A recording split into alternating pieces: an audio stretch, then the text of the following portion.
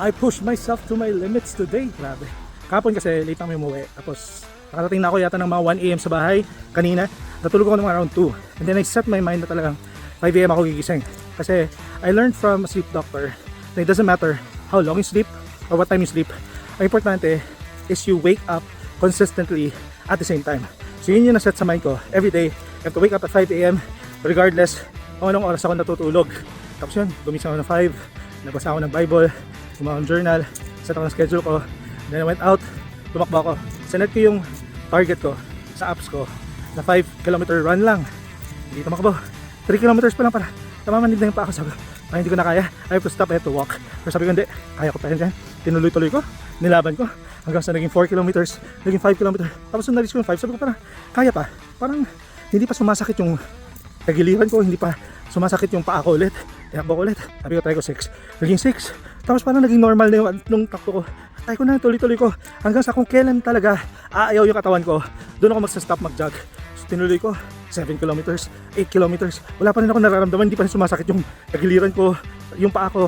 9 kilometers, 10 kilometers, medyo almost going 10 na nararamdaman ko na yung tagiliran ko. Parang, ito na yan. Tapos nag-alarm na, I have reached 10 kilometers. Grabe. Alam mo yung kaya ko pa. Sa totoo lang kaya ko pa.